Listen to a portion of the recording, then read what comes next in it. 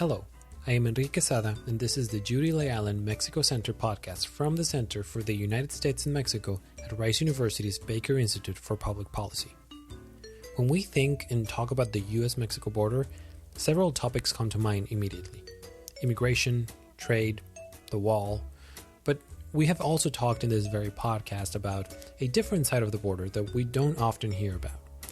That is the natural habitats along the border. In episode 25 of this podcast, I talked to Scott Egan, an evolutionary biologist at Rice University who had researched the implications of the border wall for the species living in the border region that would not be able to cross due to the wall.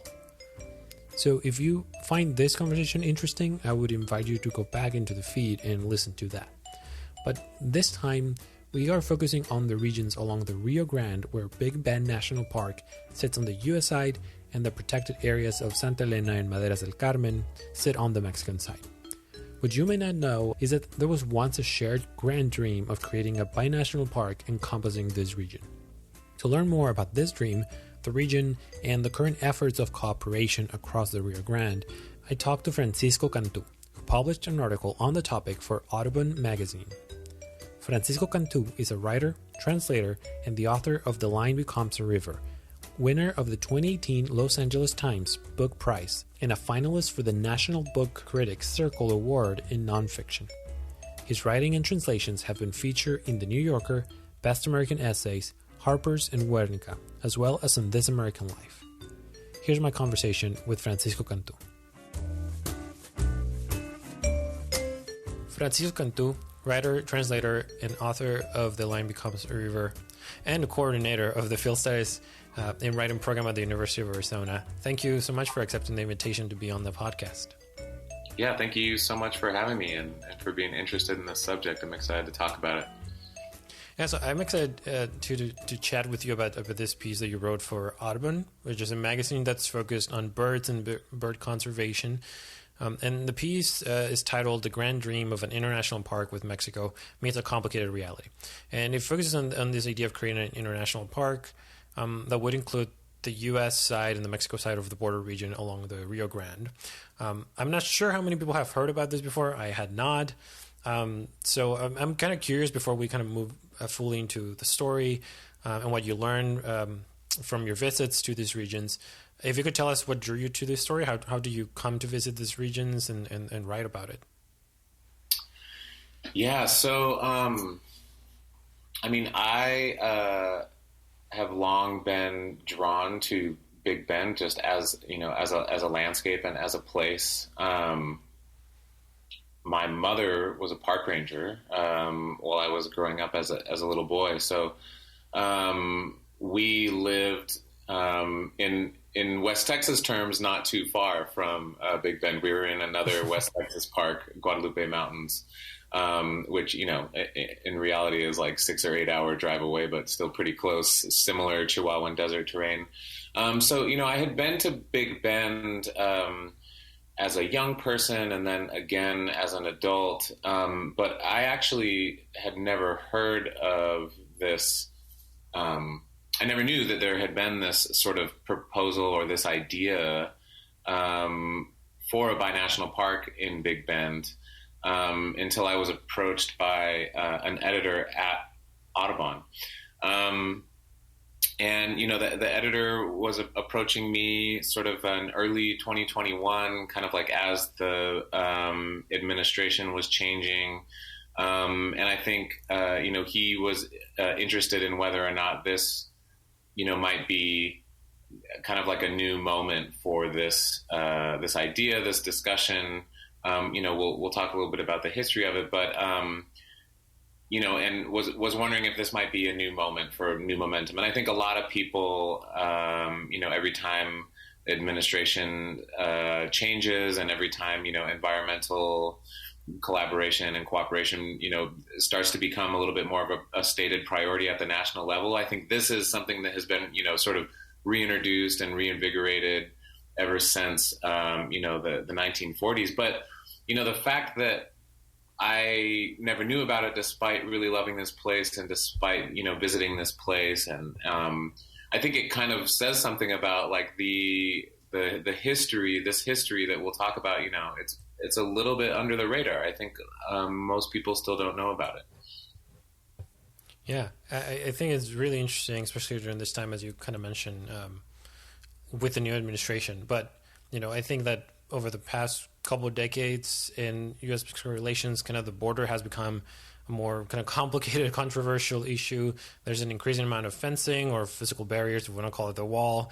But things have definitely gotten bumpier, and they got bumpier with the Trump administration even more, because they kind of leaned into this incendiary rhetoric around Mexico and around securing, quote unquote, the border, right?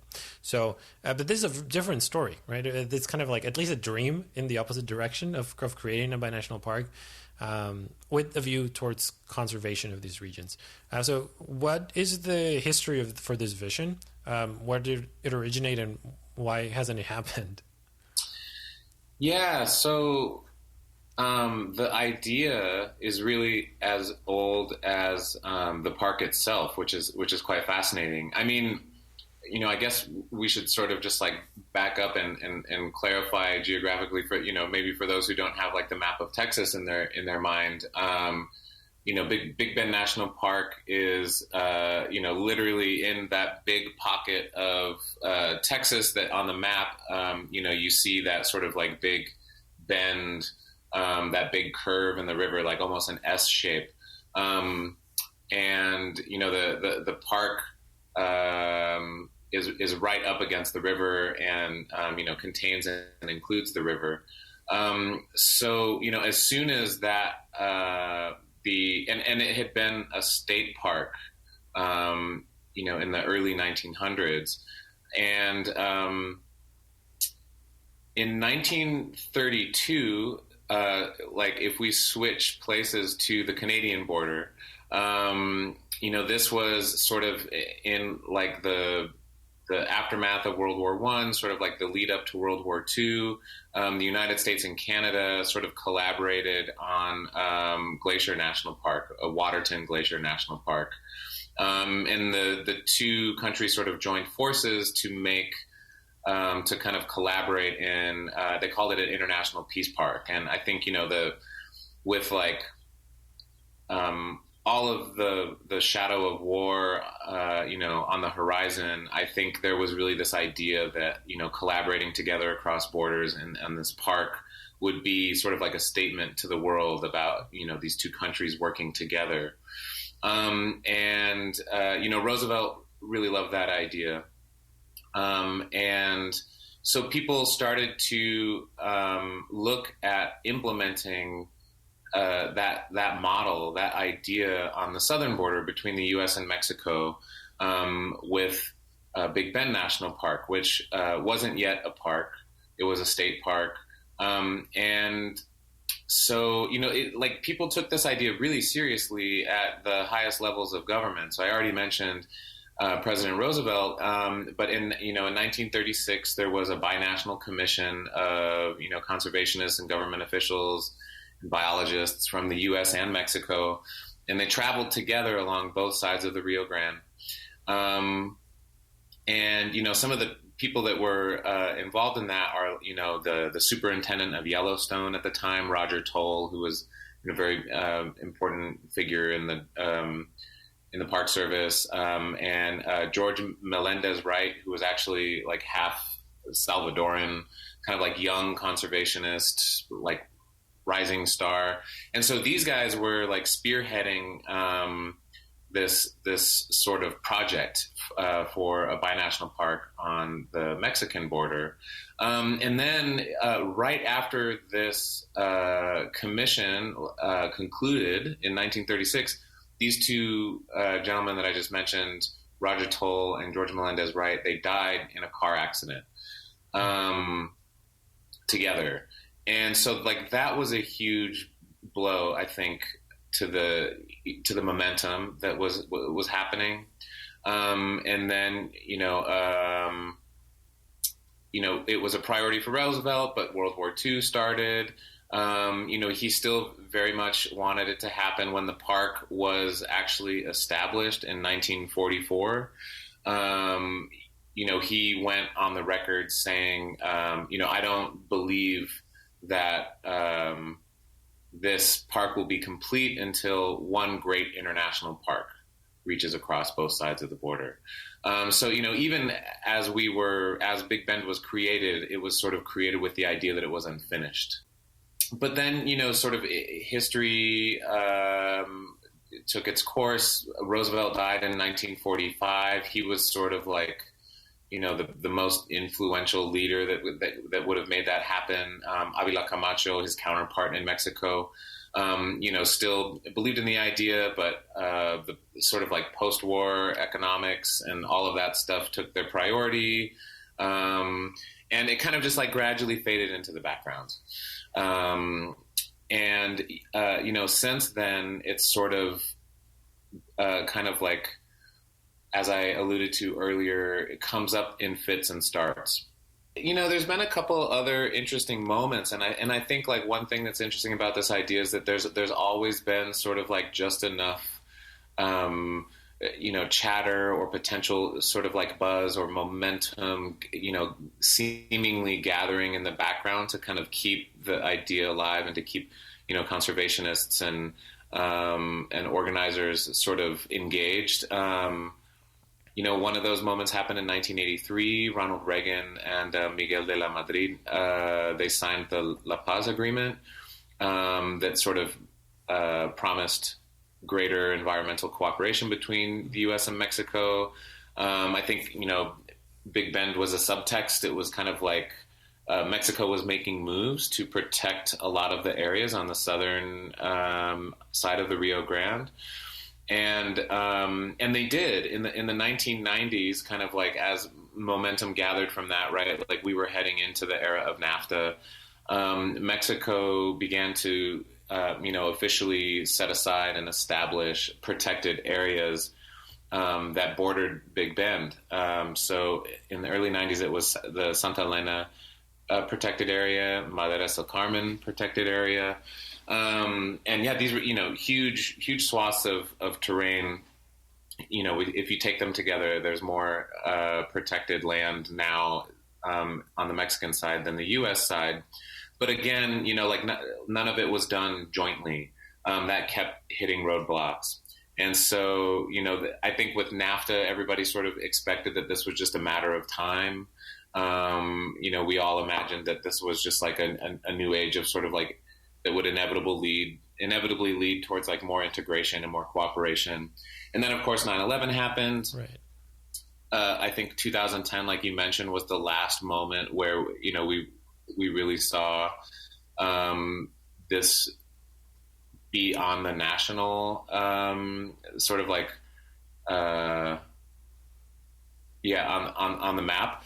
So they issued, Obama and Calderon issued a joint statement saying that Big Bend was, that they were determined to work through appropriate processes to recognize and designate it as a natural area of interest. It's, kind of gave it this designation, but it doesn't really mean anything politically, right? Like you have to move these things through Congress. And so right after this happened in 2010, the Democrats lost Congress in the U.S. The drug war in Mexico really, reached awful new peak. And so it just, again, it like fell off the map. And, and then, the more recent history, I think all of our listeners are probably pretty like aware of, there hasn't really been, it's been a pretty dismal moment, I think, for this idea, right, of cooperating across the border. So what is happening in these areas? Like, who is managing them and how do they manage them? You've mentioned that on the U.S. side, there's Big Bend, so there's a national park. People can go visit. On the Mexican side, though, there's these places that are protected areas. Can you tell us more about what that difference is and kind of what you learned going there and talking to the people who manage them, who are in charge of these areas? Yeah, I mean, it was so fascinating to go and visit because I think all the research that I did ahead of time, I had begun to gather an idea of how, this idea of conservation worked differently in the U.S. and the United States, but I didn't really understand it until, we spent significant time we spent like 10 days on the, or maybe 7 days on the Mexican side, sort of traveling with CONAMP, the Mexican equivalent of the Park Service. And I think, like the first thing that's really important to understand is that the work of the National Park Service and of CONAMP is really based and has evolved from like two entirely different models of conservation. And, so for a lot of our listeners who are listening in English, right, I think the national park, the United States idea of wilderness is probably a little bit more familiar, right? And, under this model, the people within these national park lands that we love and we cherish now were really like forced out or bought out. And, so in the United States, we sort of, this myth, I think, is still really ingrained in our culture of wilderness as like a place that's free from people. But, historically, when Big Bend became a national park, the farmers and the ranchers who lived there, were bought out and they were pushed out. And I was able to find some really fascinating, like, archival recordings of, some of the families who were, essentially like evicted and forced out. And one of the quotes that really sticks out to me is that there was this woman, I think she was a girl, when her family was forced out of Big Bend. And, she talks about sort of watching and, I don't know if she was like returning to the site through the years and sort of seeing how the national park was dismantling and disassembling, the ranch and the farmhouse and, removing the fences and the chicken coops and these kinds of things. And, she said it's like they wanted it to look like no one had ever lived there, like no man had ever lived there before, I think was what she said. It's easy to forget that sort of, the national parks, we imagine that they're like that they're in this like original untouched state. But, a lot of times there was some sort of like erasure that happened of what life looked like there. And, on the Mexican side, the conservation model is based on, so there's an African anthropologist who sort of like came up with this model of, integrating local people and villages into the work of like landscape management and, sort of landscape restoration and conservation. And so that is the idea that sort of animates the Mexican model. When I was traveling with Javier Ochoa, who appears in the article, we spent several days with him, and we just kind of like shadowed him on his rounds throughout, these villages on the Mexican side of the Rio Grande. And, he described his job as being like an ambassador. And so, he's leading like education programs to, show folks like kind of like non-extractive ways of, doing like cattle ranching, harvesting and farming. They're really trying to like change the ways that the local people relate to the landscape. He mentions like he describes his priority as sort of like balancing the needs of the local economy with the priorities of conservation. And it's so interesting because, in the United States, the Park Service, I think, their priority is conservation and preservation. But, there's this inherent tension in the U.S. model because these parks are also, they're tourist sites. And they have become tourist sites only more and more, right, in our lifetime. And so, I think there's a tension because, the Park Service has to balance, receiving large numbers of visitors, interpreting the park to them, like managing how and where they go and their impact on the landscape. And of course, in Big Bend, there's also their interaction with these villagers on the other side. And, a lot of the visitors are like, why are people living over there? Why are there cows, crossing the river and grazing here? Sometimes people don't understand, or they're upset about that. And they're like, oh, I thought this was a wilderness. And is there much tourism on the Mexican side? I mean, if you compare it with the United States side, I think, last I looked, the Big Bend is receiving about like 300,000 yearly visitors. And on, the Mexican side, it's like a shadow of that figure. And I think most of the visitors, I know that like the vast majority of the visitors that kind of get, counted into the Mexican side of the park are just visiting on a day trip in this town, this village of Boquillas, which is right up against the national park. Like, you can look into it from the U.S. side, and you can cross the border on a little boat from the U.S. side, and so that's kind of this was all shut down for almost 2 years during the pandemic. This traffic of this sort of flow of tourists into this little village in Mexico. I think attracting visitors from the interior of Mexico, from like further south in Coahuila, there's really not a mechanism for that. There's no real comparable infrastructure of like trailheads and campgrounds and really like interpretive signage and even roads. Like, there's no paved roads. The nearest town of any size is Musquis, and it's like it's like a 3-hour drive at least, I think, on dirt roads. You would need a high clearance vehicle to get there, so it's very inaccessible from the Mexican side. The infrastructure there, not only does it not exist, it's also just like, it's not a big priority, because I think, the priority is for the people who are living there, right? For the villagers, right. It would be good to get the road paved for them.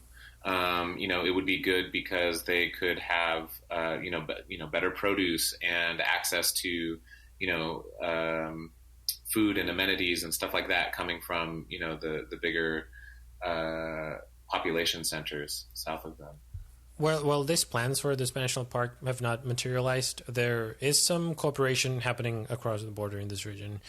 In the article you mentioned, there was this fire in 2019 that started on the Mexican side and then crossed the river to the U.S. side. And both sides, I think, contributed to putting out the fire. Can you say more about like what are these kind of current forms of cooperation that exists? Yeah, so the issue of fire is actually the cooperation there really goes back to at least sort of like the institutional cooperation goes back to like the 1990s and earlier than that. And I mean, obviously, I think we should say that, right? Like, people have been cooperating and collaborating across the border at a non-institutional level, Sure. as long as there's people living on two sides of it. But there's this really interesting group of firefighters called the Diablos, and they're based in this town that I mentioned of Boquillas. Collaborating with the Park Service, they began to train locals in Boquillas in firefighting. They would get trained in sort of like the American approach, as well as any training that they might have had sort of pre-existing. And they would get called across the border to help out, not just if there was a fire in Big Bend in the national park, but really they get deployed sort of like year after year, all throughout the West. And so for a lot of these folks who get the firefighter training, it becomes, a really good sort of seasonal source of income. The fire that you mentioned in 2019 crossed the border. It started in Mexico, went across the Rio Grande, and actually burned down a little visitor center and tourist stop on the U.S. side called Castellon. which was a historical site of like a trading post for people in the region from both sides of the border. The Diablos were deployed to help fight that fire. There was a fire up in the Chisos Basin, which is like the high elevation part of the park. Really beautifully wooded mountains with like oak and juniper and some really rare species of bird. I think like there's one called the Colima warbler, which I think the only place in the United States where it can be found is like up in this high canyon in the Chisos Mountains. That was one of the things that the Park Service was really worried about with this fire up in the mountains, was that the habitat of this bird would get sort of eradicated, and that they would no longer be migrating there. But luckily, with the help of the Diablos, that fire was sort of well contained and well managed. You start to get an idea, when I was speaking with the superintendent of the park, Bob Krummenacher, he really talks about the possibilities for collaboration at a really nuts and bolts, kind of like ground level. What are the practical things that we can collaborate on, like fire, like cattle grazing, kind of like cattle getting across into the U.S. side? How can we support the different efforts that CONAMP has in order to help the development inside these little settlements, so that it makes less environmental impact that could potentially spill over onto the U.S. side. Managing the waterway is a really big one too. There's been a big issue with like invasive grasses in the Rio Grande, invasive reeds, I should say, that sort of like push out the native plants. The Mexican side and the U.S. side, they do work together, and they have been working together on initiatives like that, for decades.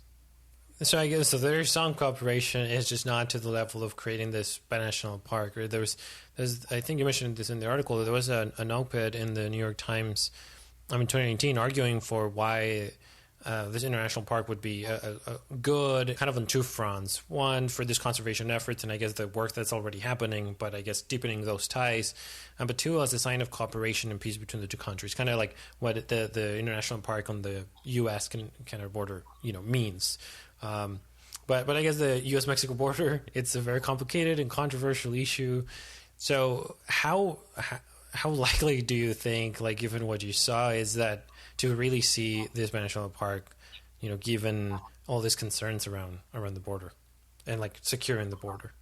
It's interesting because it has become such a patchwork, right? Like we went from this idea in the Roosevelt era of kind of like one jointly administered park that reaches across the border, to, today, there are, I think more than like 3 million acres set aside for protection between the two countries.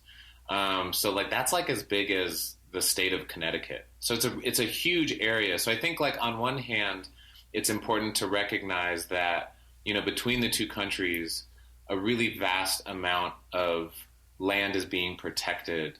Part of the original idea was just getting this land protected in the first place. Mm-hmm. So I think, some people would argue that, in many ways, like this dream or this vision, in that sense, it has been achieved. But of course, other folks will say, until there is joint administration and cooperation where like this is all managed as one area, that there's something to be attained. Right now there's 5 different federal, state, and private entities that are managing those protected areas, right? So there's, there's the state of Texas, there's the National Park Service, there's CONAMP, there's a private corporation, and there's game and fish, all sorts of different corridors. And so, just like the communication and the collaboration, it can get really muddy really fast, I think. And then we're left with the situation that I mentioned earlier, where it's kind of like only single initiatives that get worked on together, as opposed to a large picture that gets worked on together. But I think the cautionary tale that I think a lot of people, especially on the Mexican side, have is that, historically, there's such a vast imbalance in the power between the United States and Mexico, right? And so I think that, you know, part of the fear, and I think it's a well-founded fear, is that, you know, if they move towards kind of joint collaboration, and, you know, this model of like a single park, that it will really be the United States model that takes precedence, right? It'll be the United States model that kind of supersedes the Mexican one. If we're having real talk, like it doesn't seem like this is a priority. I think, you know, there's a handful of people, you know, with a limited sort of reach and influence who are really pushing this idea. I don't think it's a big priority for, you know, anybody in the Biden administration. I don't think it's a big priority for anybody in the Mexican administration. And so I think, you know, for the people who are down there doing the job, they're kind of like, you know, let's just take it one step at a time, one day at a time. But I think it's important to be ready, right, when the conversation, because these things weirdly, historically, like they happen fast, right? Like they happen in moments. Like there's brief moments, there's brief windows where these kinds of things become possible. And I think it's really important to be cautious and to sort of, you know, have been paying attention in all of the intervening years and time, so that you make the best decisions and actions when those windows present themselves. Well, Francisco Cantú, writer, translator, and author of The Land Becomes a River, thank you so much for this conversation. Thanks, Enrique. That was Francisco Cantú. That is it for this episode. Thank you for listening to the Judy Lay Allen Mexico Center podcast. Thanks to Lisa Wakata, our program manager, and to Tony Payam, the director of the Center for the United States and Mexico at Rice University's Baker Institute for Public Policy. Special thanks to Judy Lay Allen for her generous support of the work we do at the Center. You can visit our website at bakerinstitute.org/Mexico, where you can find our latest publications. Views and opinions expressed in this podcast are those of the guests and the host, and do not necessarily reflect those of the Center. If you have any comments or suggestions, you can email us at usmexicocenter@rice.edu. We would love to hear from you. Mexico Centered is available on Apple Podcasts, Google Play, Stitcher, Radio Public, and Spotify. You can subscribe through your favorite podcast app to receive all of our new episodes directly on your phone. I am Enrique Quesada. I will see you next time.